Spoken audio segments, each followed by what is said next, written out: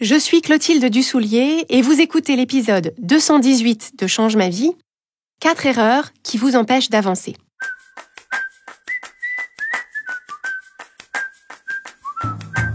Bienvenue sur Change ma vie, outils pour l'esprit.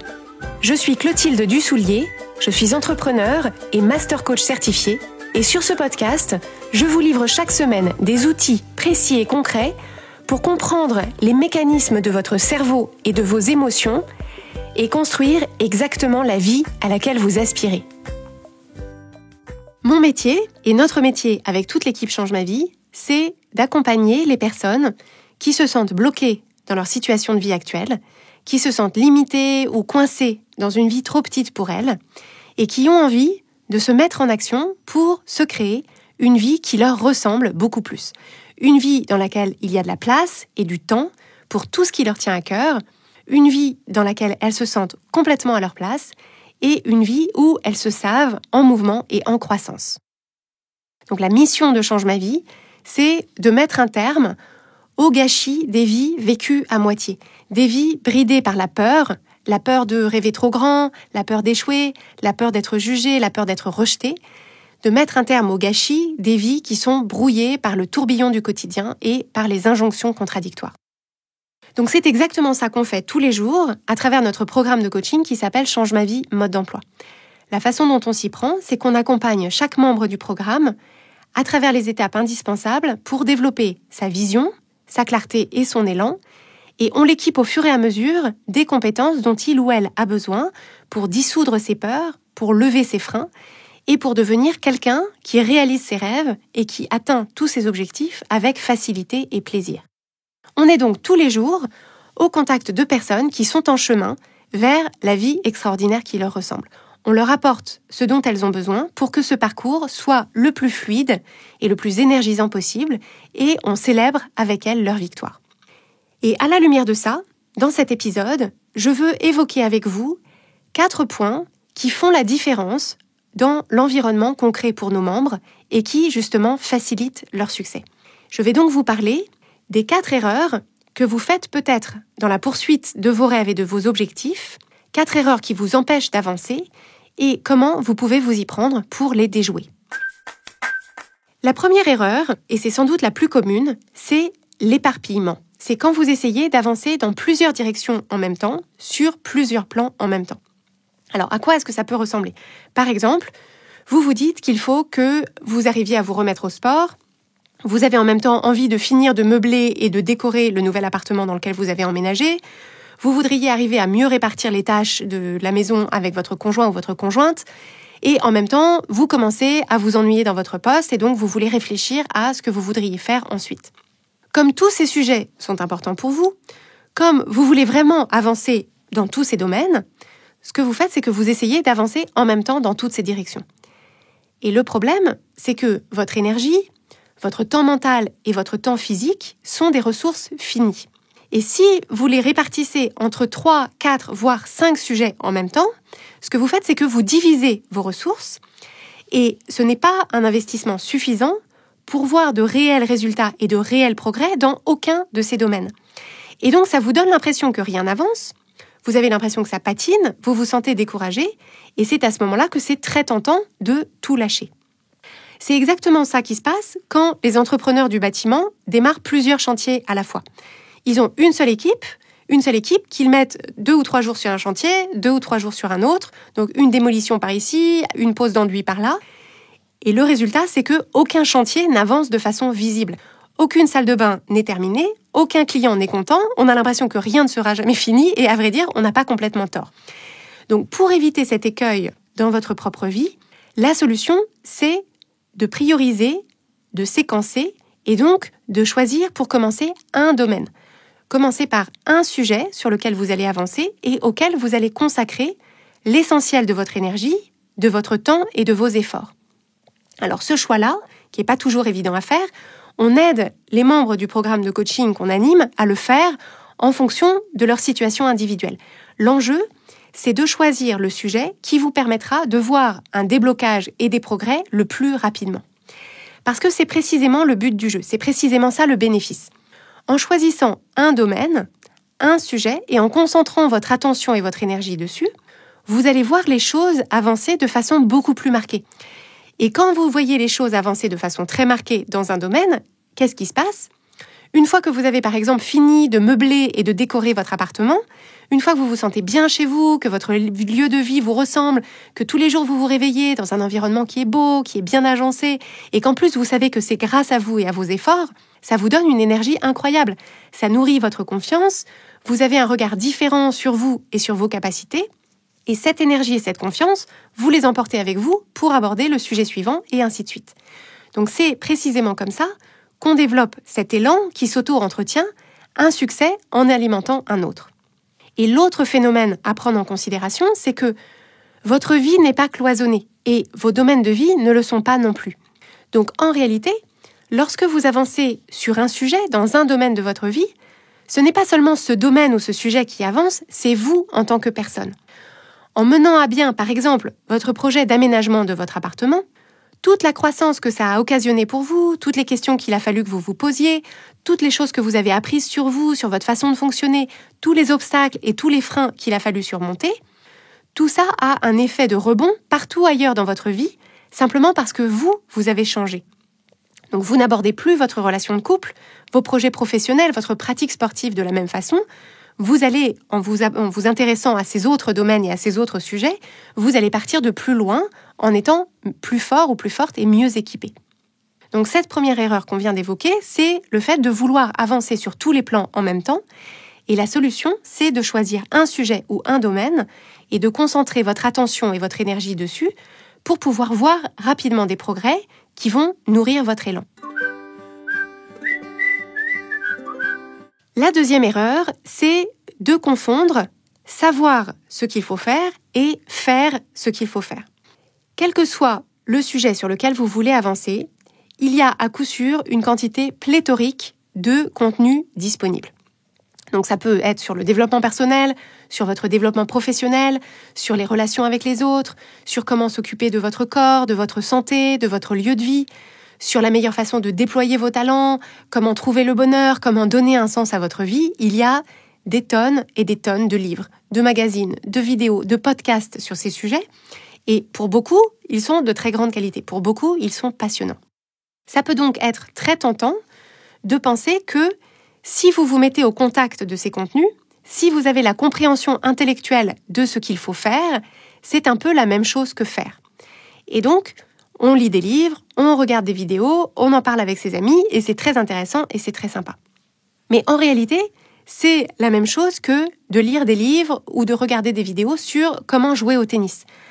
On peut avoir des connaissances, on peut avoir une compréhension théorique de la technique, on peut regarder Roland-Garros tous les ans, on peut en parler avec ses amis. Donc rien de tout ça n'est inutile, mais tant qu'on ne pratique pas, tant qu'on ne met pas ses propres pieds sur un vrai terrain et ses propres mains sur une vraie raquette pour taper dans une vraie balle, ni notre corps ni notre cerveau ne deviennent un corps et un cerveau de joueurs de tennis ou de joueuses de tennis. On reste simplement quelqu'un qui connaît des trucs sur le tennis, mais la différence est considérable. Ce que je veux que vous reteniez de cette image, c'est que la partie apprentissage, la partie compréhension, elle est utile. Ce que vous pouvez apprendre et ce que vous pouvez comprendre sur la meilleure façon de poursuivre vos objectifs, c'est précieux. Ça va alimenter vos réflexions, ça va sans doute accélérer vos succès, et ça, c'est formidable. Mais pour que succès il y ait, pour que vos réflexions et vos connaissances se traduisent en résultats tangibles et en bénéfices réels en dehors de votre propre esprit, il va falloir que vous passiez plus de temps à mettre en pratique qu'à apprendre ou à comprendre. Et pour ça, il faut mettre en place des pratiques simples dans votre quotidien qui vont vous guider pas à pas pour essayer de nouvelles choses, pour adopter de nouvelles façons de faire, pour vous exercer à communiquer différemment, et des pratiques qui vous permettent aussi d'apprendre de vos succès à vous et de vos erreurs à vous. C'est exactement pour ça et dans cet état d'esprit-là que les athlètes s'entraînent tous les jours. C'est cette démarche concrète et régulière qui permet d'intégrer durablement les changements et les compétences dont vous avez besoin pour avancer. Mais malheureusement, c'est souvent là qu'on s'arrête.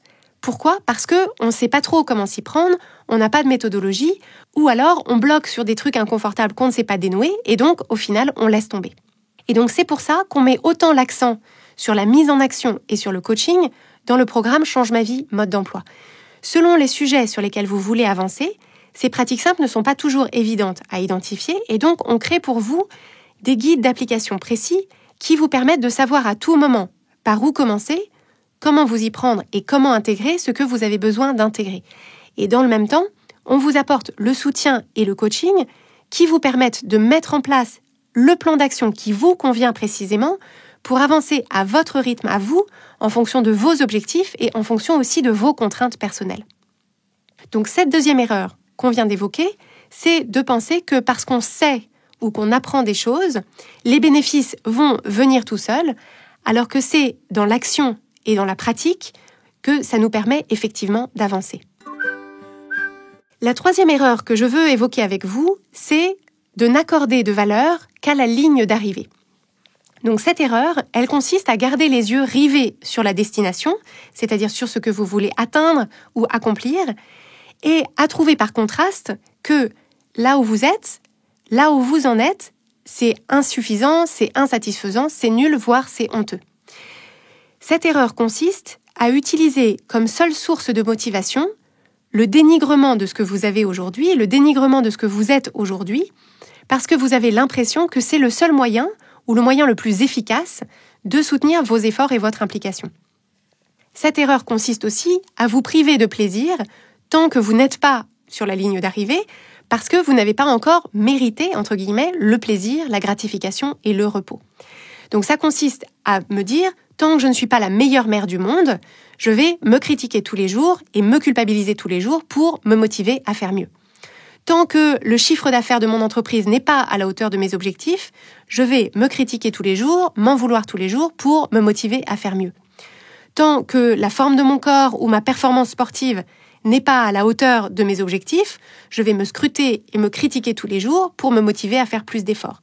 Tant que je n'ai pas réussi mon examen, je vais m'inquiéter tous les jours, me culpabiliser tous les jours pour me motiver à plus travailler et mieux me concentrer.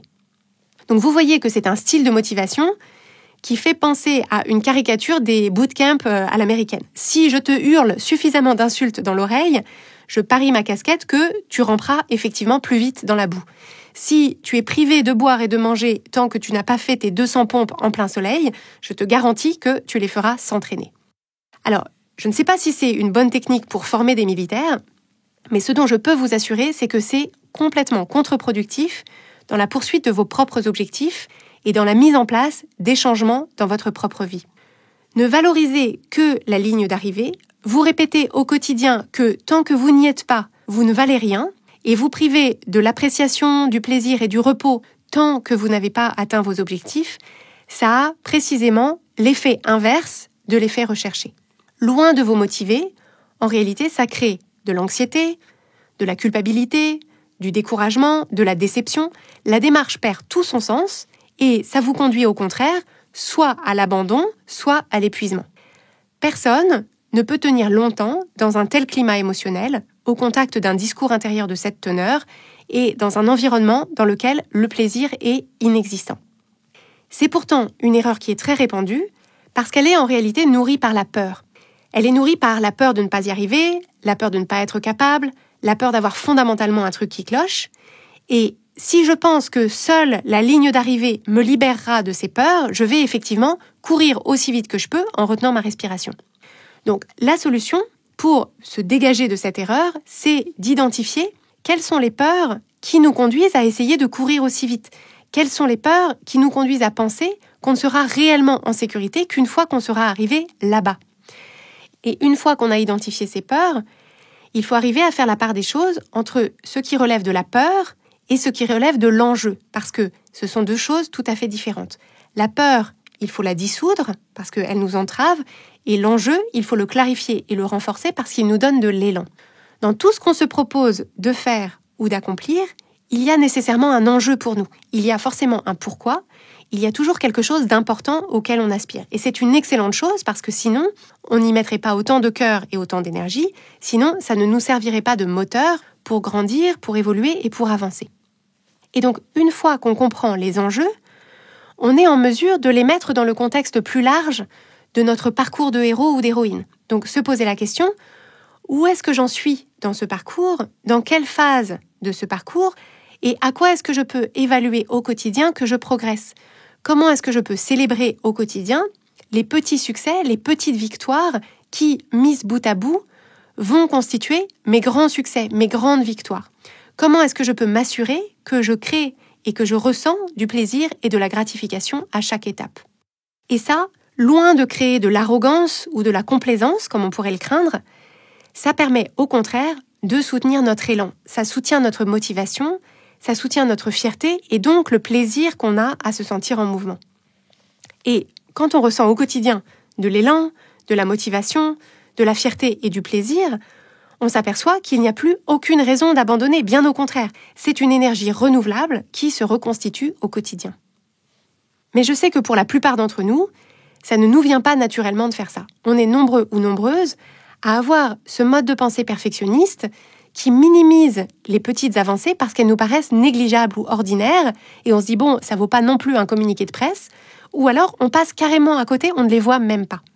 Donc cette façon de célébrer nos petites victoires et nos petites avancées, ça ne nous vient pas naturellement parce que souvent on n'a aucun exemple autour de nous de personnes qui fonctionnent comme ça.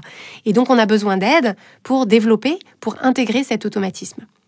Donc dans le programme Change ma vie mode d'emploi, c'est quelque chose qu'on transmet de façon très intentionnelle à nos membres. On crée des occasions de mettre en lumière vos avancées et vos victoires et on vous permet aussi d'avoir connaissance des avancées et des victoires des autres membres qui sont engagés dans une démarche parallèle à la vôtre pour que ça puisse nourrir et inspirer votre parcours et développer votre appréciation du processus tout autant que votre appréciation de la ligne d'arrivée. Et la quatrième et dernière erreur qu'on va évoquer ensemble aujourd'hui, c'est celle qui consiste à oublier la magie. Alors, qu'est-ce que je veux dire par là? Dans la poursuite de tous vos projets, dans tout ce que vous voulez créer ou accomplir, que ce soit dans votre vie personnelle, dans votre vie professionnelle, dans votre vie familiale, dans vos projets créatifs, il y a effectivement toute une partie que vous pouvez prévoir, anticiper, construire. Il y a des choses sur lesquelles vous pouvez faire des recherches, vous pouvez faire des projections, vous pouvez obtenir des conseils, vous pouvez élaborer des stratégies, vous pouvez mesurer des métriques. Et ça, c'est précieux, c'est très utile. C'est aussi très rassurant quand on a un esprit cartésien, ça permet de se rassurer en se disant « tout est sous contrôle », j'ai un tableau Excel et je sais que si je fais A, puis B, puis C, alors j'arriverai à D.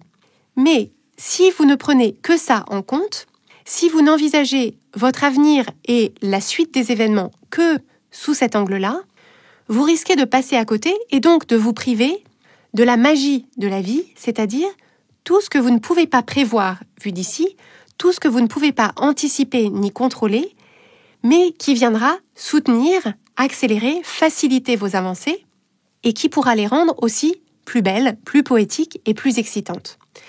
Donc je parle ici des bonnes surprises, des hasards, des rencontres, des synchronicités, des idées qui vous viennent au milieu de la nuit, des inspirations soudaines, des intuitions qui vous montent en toile de fond. Si vous échangez avec quelqu'un qui a accompli des choses qui vous impressionnent, qui vous font envie, et si vous lui demandez de vous parler de son parcours, vous pourrez remarquer une constante. Entre ce que la personne avait imaginé ou prévu au départ et le chemin qui lui a effectivement permis de construire ce que vous percevez comme son succès ou sa réussite, il y a toutes sortes d'éléments favorables qui auraient été impossibles à prévoir ou à manufacturer et qui sont apparus comme autant de signes, autant de coups de pouce, autant de portes qui se sont ouvertes et que la personne a su remarquer et utiliser. Et c'est précisément là qu'on peut faire l'erreur d'oublier la magie. Ces signes, ces coups de pouce, ces portes qui vont s'ouvrir, si vous oubliez qu'ils vont se présenter, vous n'allez pas les remarquer et donc vous ne pourrez pas les utiliser. Et ce sera autant d'opportunités manquées, mais aussi autant de plaisir à côté duquel vous passerez. Et de la même façon, quand vous réfléchissez à ce que vous voulez faire et comment, c'est une excellente idée de construire un plan et une stratégie, bien sûr, mais c'est une tout aussi excellente idée que de garder une place pour la magie, de laisser une marge pour que la vie, le hasard, votre bonne étoile y insère des bonnes surprises, et de créer un espace pour que votre intuition, vos inspirations, vos envies et votre fantaisie puissent avoir droit au chapitre aussi. Et ça aussi, c'est quelque chose auquel on peut avoir du mal à accéder, parce qu'on vit dans des sociétés qui sont très rationnelles et très cartésiennes, dans lesquelles ce qu'on ne peut pas prévoir, ce qu'on ne peut pas mesurer, n'existe pour ainsi dire pas. On vit dans des sociétés qui prennent tout très au sérieux. Pour mériter l'approbation, il faut montrer qu'on travaille très dur, qu'on fait beaucoup d'efforts, qu'on souffre. Si on a l'air de s'amuser un peu trop, si on a l'air de prendre un peu trop de plaisir, de rire un peu trop, s'il y a un peu trop de joie ou un peu trop de fantaisie, c'est suspect, ça ne doit pas être bien sérieux. Ce sont aussi des sociétés dans lesquelles nos émotions et les messages qu'elles nous envoient sont globalement minimisés ou dénigrés, sont globalement vus comme de la faiblesse ou de la sensiblerie, et ça nous coupe à coup sûr de notre sagesse intérieure et de notre intuition. Et donc ce qu'on crée au sein du programme Change ma vie mode d'emploi, c'est l'antithèse de tout ça. Ce qu'on observe de façon quotidienne avec les membres du programme, c'est qu'on peut absolument mettre en place une démarche qui est claire, qui est rationnelle, qui est structurée, qui est basée sur des outils et des techniques éprouvées, et faire aussi de la place pour la magie des échanges entre les êtres humains et la magie des heureux hasards de la vie.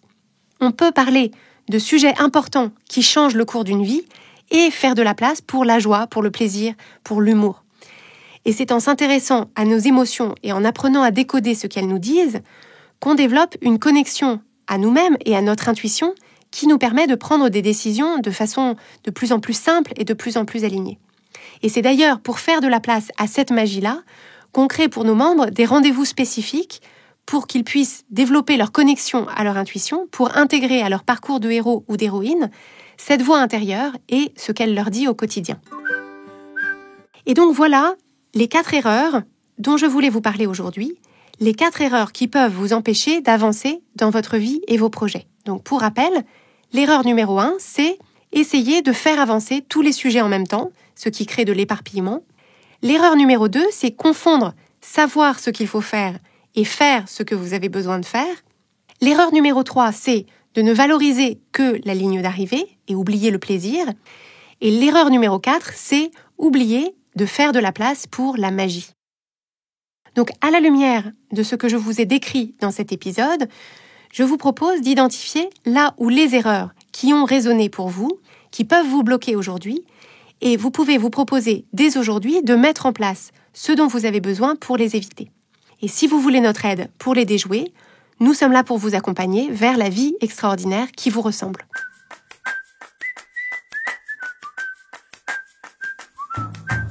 Si vous aimez Change ma vie, vous allez adorer Change ma vie mode d'emploi. Change ma vie mode d'emploi, c'est le programme de coaching qui va vous donner des ailes pour atteindre tous vos objectifs de vie. Grâce à notre méthodologie unique, nous allons vous guider pas à pas pour développer la vision riche et vivante de ce que vous voulez. Nous allons vous aider à trouver la clarté sur la façon la plus simple et la plus directe de l'obtenir, et nous allons vous apprendre à soutenir votre élan tout du long en surmontant les obstacles avec confiance pour vous sentir avancer tous les jours vers la vie à laquelle vous aspirez. Si vous écoutez Change ma vie, c'est que vous savez que vous avez une vie extraordinaire à vivre. Une vie qui a du sens et un impact, et c'est notre mission et notre passion de vous y aider. Je vous donne donc rendez-vous dès aujourd'hui sur changemavie.com/coaching pour avoir toutes les informations.